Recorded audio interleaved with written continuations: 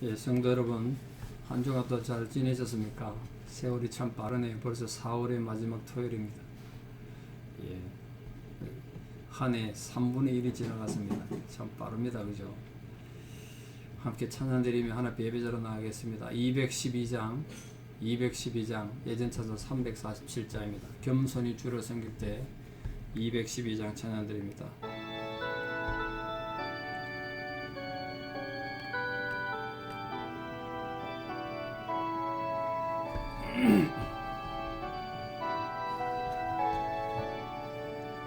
겸손히 주를 섬길 때 괴로운 일이 많으나 그저여 내게 힘주사 잘 감당하게 하소서. 인자한 말을 가지고 사람을 감화시키며 갈 길을 잃은 머리를 잘 인도하게 하소서. 우주의 귀한 인내를 깨달게 하시고 굳건한 믿음 주셔서 늘 승리하게 하소서. 장래의 영광 비추사 소망이 되게 하시며 그주와 함께 살면서 참 평강 얻게 하소서. 아멘. 신앙 고백 드리겠습니다. 나는 전능하신 아버지 하나님 천지의 창조주를 믿습니다. 나는 그의 유일하신 아들 우리 주 예수 그리스도를 믿습니다. 그는 성령으로 잉태되어 동정녀 마리아에게서 나시고 본디오 빌라도에게 고난을 받아 십자가에 못 박혀 죽으시고 장사된 지 사흘 만에 죽은 자 가운데서 다시 살아나셨으며 하늘에 오르시어 전능하신 아버지 하나님 우편에 앉아 계시다가 거기로부터 살아있는 자와 죽은 자를 심판하러 오십니다. 나는 성령을 믿으며 거룩한 공교회와 성도의 교제와 죄를 용서받는 것과 몸의 부활과 영생을 믿습니다. 아멘. 2023년 4월 29일 토요일 새벽 하나님 주신 말씀 로마서 12장 12절 한 절입니다. 로마서 12장 12절 로마서 12장 12절 봉독에 올립니다. 소망 중에 즐거워하며 환난 중에 참으며 기도에 항상 힘쓰며 외우시면 좋겠습니다. 한 절이니까. 소망 중에 즐거워하며 환난 중에 참으며 기도에 항상 힘쓰며. 철학이 방법을 결정합니다. 무슨 소린가 하니 세상 어떤 일을 결정할 때 그 사람이 어떤 철학을 가지고 있느냐에 따라서 세상 사는 방법이 달라지는 거예요. 이렇게 평소에 어떤 철학을 가지고 있느냐가 굉장히 중요합니다. 사람이 태어나서 자라고 또 세상의 다양한 상황 속에서 숱한 선택하면서 한평생 살지 않습니까? 근데 그때 그 선택은 그가 가진 철학이 그 사람 인생의 방향을 결정하는 거예요. 그 철학을 가치관이라고 표현할 수도 있죠. 세상을 사는 방법만이 아니라 신앙에서도 가치관이 중요합니다. 다시 말씀드립니다만 사람은 저마다 나름대로 삶의 원칙, 철학을 가지고 좌우명을 가지고 살아갑니다. 그 자신이 목적하는 바를 성취하기 위해서 또는 자신이 간직한 가치관을 실행하기 위해서 그렇게 하죠. 그럼 우리 주님 믿는 성도는 어떻게 하겠습니까? 우리 신앙에는 오죽하겠습니까? 우리 신앙인에게도 삶의 철학, 가치관이 있어야 되는 거예요. 예수를 주로 믿는 성도 역시 이 땅 살아가면서 늘 잊지 말아야 될 삶의 원리와 모습이 있다는 거예요. 그게 신앙인의 가치 아니겠습니까? 예수의 철학, 그게 우리에게 있어야 된다고요. 그건 영원한 미래에 대한 소망과 더불어 거기에 합당한 현재 삶을 준엄이 요구되고 있는 현재 삶이 우리 신앙과 맞아야 되지 않겠습니까? 실천적 삶, 실천적 신앙에 대한 요구가 우리에게 있다는 것. 성도에게는 세상을 사는 동안 하나님 자녀로서 마땅히 살아가야 될 삶의 자세가 있다는 겁니다. 그걸 우리 신앙인의 철학이라고 합니다. 특별히 요즘 세상이 너무 방탕하고 옛날에 무슨 소돔과 고모라성 같은 그런 시대를 삽니다. 너무 쾌락이 추구하고 동성연애가 너무 이제 합법화 돼가지고 결혼 보호법 이런 게 생겨가지고 참 미국 땅 어딜 가나 동성들이 결혼한 거 남자가 결혼하고 여자가 결혼한 거 합법적으로 보호받는 그런 세상이 됐습니다. 참 답답한 세상이죠. 그런 걸 볼 때 그런 혼란하고 타락한 세상 속에서 성도가 어떻게 살 것인가? 성도의 가치관이 그만큼 중요한 거예요. 우리는 어떻게 살 것인가? 무엇으로 살 것인가? 무엇을 목표로 또 살 것인가? 오늘 본문의 짧은 한 절이 그걸 우리에게 가르쳐 줍니다. 성도의 가치관, 성도의 철학, 성도의 삶의 자세, 그걸 우리 바울이 이 짧은 한 절에서 말하고 있습니다. 성도는 어떻게 사는가, 무엇으로 사는가? 첫째, 소망 가운데 즐거움으로 삽니다. 소망 가운데 즐거움으로. 인간에게는 항상 내일에 대한 기대하는 마음이 있어야 살지 않습니까? 아니 내일이 아무런 기대가 안 돼요. 아무 미래도 없어. 그럼 어떻게 살겠어요? 비록 현재가 비통하고 지금 내가 아주 고된 고난의 상황에 처했다 해도 그래도 이 상황은 내 장래엔 희망으로 바뀔 것이다. 그런 가능성이 있어야, 소망이 있어야 살지 않겠습니까? 만일 인간에게, 특히 성도에게 미래에 대한 축복된 소망이 없다면 그 얼마나 삶이 비참하겠습니까? 시지프스 신화 잘 아시죠? 인간에게 불을 가져다 줬다가 저주를 받아가지고 올림푸스 산적에 거대한 돌멩이 몰고 올라가야 되는 벌을 받았습니다. 기껏 정상에 올라갔다 놓으면 이 돌이 또 저 밑에까지 내려가는 거예요. 그래서 저는 시지프스가 받은 그 형벌이 이 돌을 올리고 하는 육체적 고통이 있다고 생각하지 않습니다. 소망이 없는 거예요. 소망이. 올고 올라가 봐야 마냥 거야. 저 정상에까지만 올라가면 된다. 목표가 있으면 좋은데 죽을 똥 살똥 올라가도 또 원점이에요. 또 내려가야 돼. 그래서 또 그 돌을 가지러 내려와야 되지 않겠습니까? 그때 얼마나 소망이 없겠어요. 내가 저 내려가서 돌을 밀고 올라가면 내게 내일이 있다, 희망이 있다 이러면 살 텐데 아무런 소망이 없는 삶, 그게 이 시지퍼스의 신화가 주는 인간의 비극이 아닌가 싶습니다. 우리 그렇게 살 수는 없지 않습니까? 시지퍼스 신화처럼 성도가 살 수는 없죠. 우리 목표를 가지고 소망 가운데 살아야 됩니다. 공부하는 학생이 왜 공부합니까? 공부하기에 누가 좋아합니까? 공부가 취미인 사람도 있을 때다만 공부하고 힘드는 거, 놀 거 못 놀고 잠잘 거 못 자고 공부한 이유는 이 공부하면 내 삶에 내일의 소망이 있다. 거기에 서 학생이 하는 거 아니겠습니까? 우리가 아름다운 청춘 남자가 만나가지고 결혼할 때 희망 있고 미래에 대한 소망이 있으니까 하지, 내 삶이 이걸로 인해서 불행해질 거야 그렇게 결혼한 사람 어디 있습니까? 또 많은 시간, 정열과 자본을 투자한 사업가에게는 내가 이렇게 노력하면 내 미래가 성공할 거야 그런 희망이 있기 때문에 어려움이 있어도 지칠 줄 모르고 열심히 사는 거 아니겠습니까? 어떤 인생이든 인생에 소망이 없다면 그 인생은 너무나 황량하고 쓸쓸할 것입니다. 특별히 성도에게는 영원히 썩지 않은 고귀한 소망이 있습니다. 그게 성도의 생명이에요. 예수 그리스도를 믿음으로 누리게 되는 구원의 소망입니다. 이 소망은 우리가 어떤 처지에 어떤 상황이 있더라도 상관없이 이 소망은 흔들리지 않기 때문에 이 소망을 가진 성도는 항상 기쁨 가운데 살 수 있다는 거예요. 여러분 형편과 상황에 관계없이 예수님이 주신 그 소망이 여러분 가운데 견고히 세워져 있어서 그 소망으로 기뻐하며 사는 분 되기 바랍니다. 소망 가운데 즐거워하라는 거예요. 그 소망은 인간이 만든 소망이 아니에요. 내가 찾아낸 소망이 아니에요.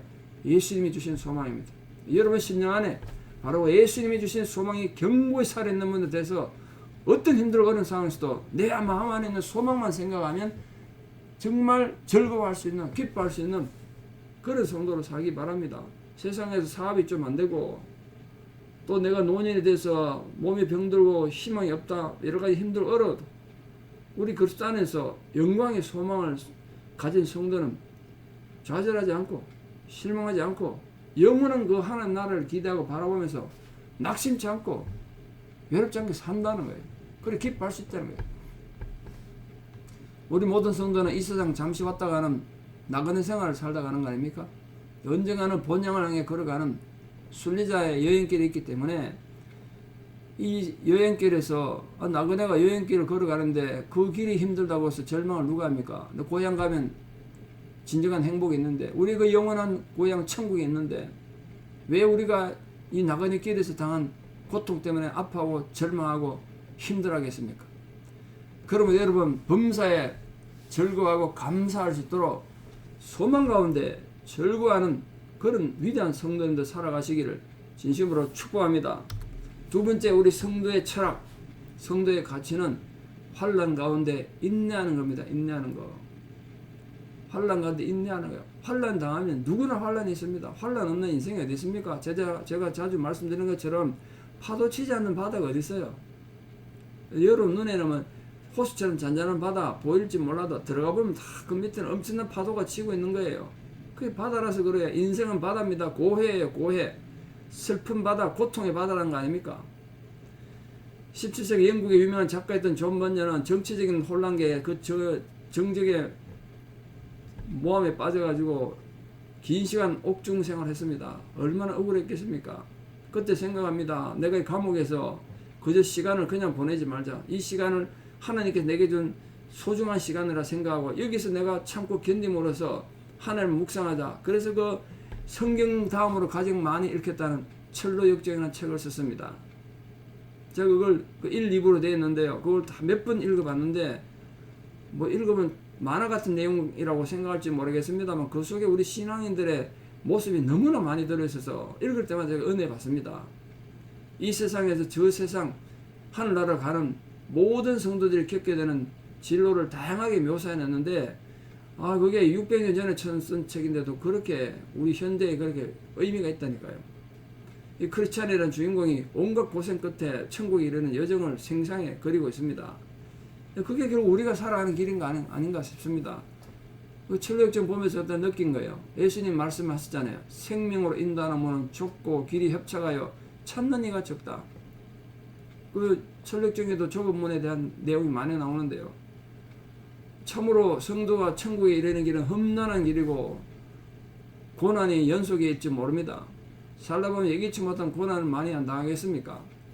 그래서 바울은 우리에게 인내할 것을 교훈했습니다. 인내. 고난 당할 때는 절망하는 것이 인내하는 거야. 여러분 사람은 자기 생각이나 계획이 무산되면 내 인생은 실패했다. 그렇게 단정하기 쉽고 포기하죠. 자기 생각이나 계획이 이루어져야만 내 인생 성공했다고 잘못 생각한 거예요. 그건 편견이에요. 편견. 고정관념이에요. 내 인생이 실패했다고 내 인생이 하나님 앞에 실패한 거 아니라고요. 때로는 많은 경우에 우리 생각이나 계획이 완전히 무너진 다음에야 비로소 하나님의 큰 일이 이루어지는 경우가 허다하거든요. 그러니까 내 계획이 무너졌을 뿐이지 하나님은 실패한 거 아니에요. 그래서 하나님을 믿는 사람이라면 당장에 내 계획이 이루어지지 않았다고 해서 절대로 낙심하거나 포기하지 마십시오. 환난 가운데는 인내하는 겁니다. 그 계획 뒤에서 우리의 실패 뒤에서 지금도 역사하시는 분이 있기 때문에 참고 기다림으로써 인내함으로써 하나님 일을 이루어가는 겁니다. 벤자민 오필드 박사님은 세계적으로 유명한 신학자입니다. 세상을 떠나기 전까지 34년 동안 그 유명한 프리스턴 신학교에서 신학 교수로 사역했습니다. 성경의 영감과 권위 같은 아주 중요한 책들을 써서 수많은 목회자들에 영향을 줬습니다. 하지만 벤자민 오필드 박사님은 뭐 성경 지식이나 신학자로 유명한 것보다는 인내의 사람으로 유명합니다. 인내의 사람.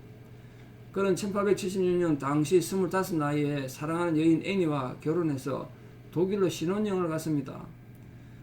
근데 맹렬한 풍랑을 만나가지고 배에서 엄청 고생했는데, 고생하는 거야 뭐 되는데, 그 배멀미를 하는 바람에 그 흔들리는 배에서 힘들어서 아내 애니가 바깥에 나왔다가 번개를 맞습니다.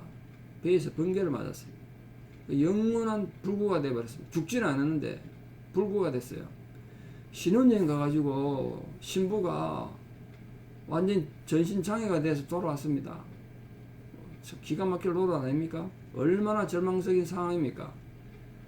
그런 상황에서 워필드 박사님은 그 안에 세상 떠날 때까지 무려 39년 동안 강화했습니다. 아까 제가 34년 동안 프린스턴 신학교 교수했다 했잖아요. 그러니까 아내를 그렇게 간호하면서 세계적 신학교 프린스턴 신학교에서 교수했다니까요. 교수하면서 2시간 이상 집을 비운 적이 없대요. 한 남자가 한 아내에게 39년 동안 인내와 성실함을 보여준 겁니다. 워필드 목사님이 계속 주로 생각했던 로마서 8장 28절이라던데요. 하나님을 사랑하는 자, 곧 그 뜻대로 부르심을 입은 자들에게는 모든 것이 합력하여 선을 이루느니라. 그거 생각하면 참고 견뎠다는 거예요. 오늘 우리에게도 주는 유래의 말씀 아니겠습니까? 그래서 오늘 바울 사도는 환난 중엔 참으며 교훈하고 있습니다. 환난 당한 분이 계십니까? 지금 마음이 상심되고 주변 환경이 힘들고 어려운 분 계십니까? 참을 수 있는 힘이 생기기를 바랍니다. 성령께서 여러분 도와주셔서 인내할 수 있는 힘이 여러분 속에서 생겨나기를 바랍니다. 참으십시오. 인내하십시오. 그래서 우리도 승리하는 겁니다. 우리 어려움 만났을 때 하나님께서 도와주실 것이다. 이 고난도 이길 것이다. 이 또한 지나가리라. 그걸 생각하면서 참고 견딤으로써 끝까지 승리하는 분들 되기를 진심으로 축원합니다. 마지막 세 번째, 우리 성도들의 삶의 철학, 가치관은 항상 기도에 힘쓰는 겁니다. 항상 기도에 힘쓰는 것. 성도의 생활 자세 중에 항상 기도하는 것만이, 기도만이 소망 가운데 즐거워할 수 있고 환난 중에 인내할 수 있는 원동력입니다. 기도 없이 어떻게 소망 가운데 즐거워하고 환난 중에 인내할 수 있겠습니까? 성도가 기도하지 않으면 모든 삶의 동력을 잃어버리죠. 삶의 힘을 잃어버리잖아요. 왜냐하면 기도를 잃어버리면 이미 잠자는 신앙이고 신앙이 마비된 거기 때문에 소망이 아무리 주어져도 즐거워할 수가 없어요. 환난을 견딜 수 없죠. 육체의 욕망을 따라 살려는 유혹에 쉽게 넘어갑니다. 그래서 예수님은 제자들에게 시험에 들지 않게 깨어 기도하라. 그렇게 말씀하시잖아요. 예수님 그렇게 제자들보고 기도하라 말만 한 게 아니라 몸소 기도의 본을 많이 보여주시지 않습니까?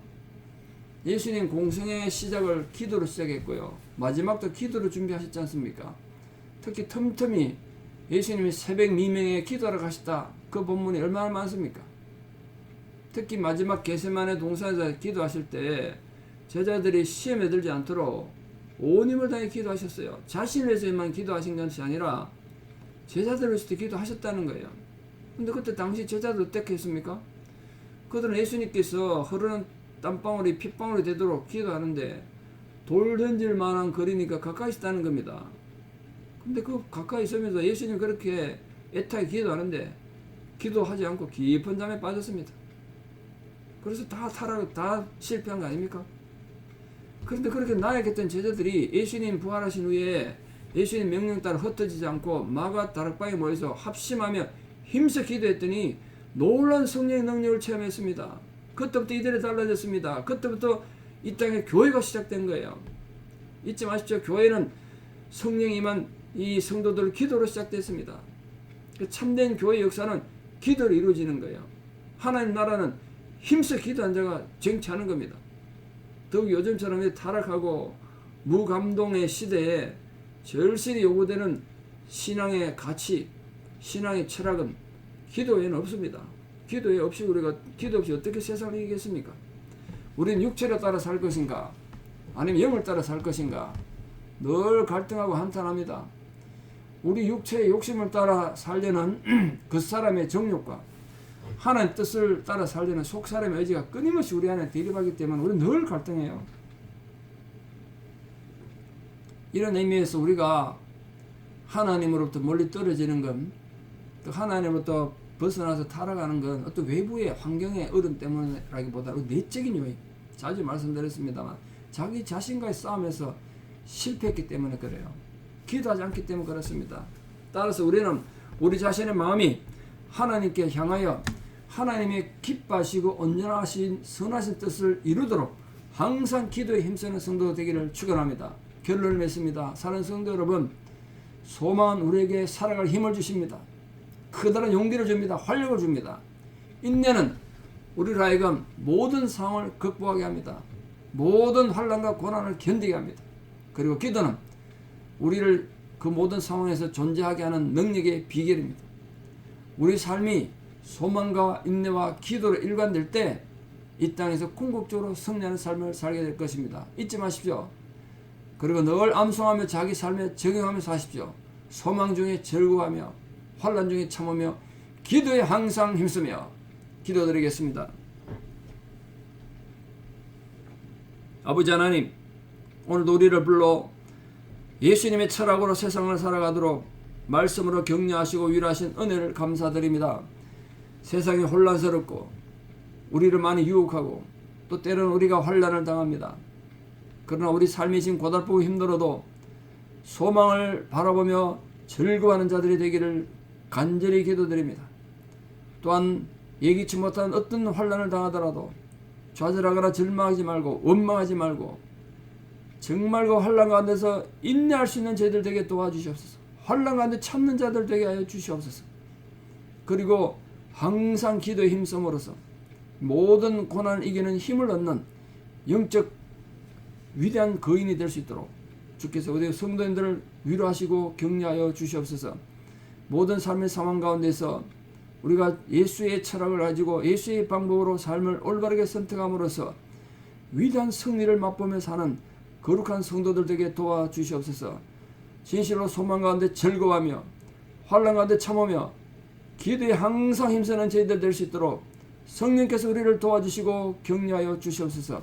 이제는 우리 주 예수 그리스도의 은혜와 하나님 아버지의 만극하신 사랑과 성령님의 위로 교통 역사하심이 진실로 오는 주시는 말씀처럼 소망 가운데 즐거워하며 환난 가운데 참으며 기도에 항상 힘쓰는 주님의 위대한 제자로 살아가기를 결단하는 사랑하는 성도님들의 위대한 신앙의 고백 위에 또 우리 사랑하는 모든 자녀들 삶 위에 이제부터 영원토록 함께 하시옵기를 간절히 축원하옵나이다.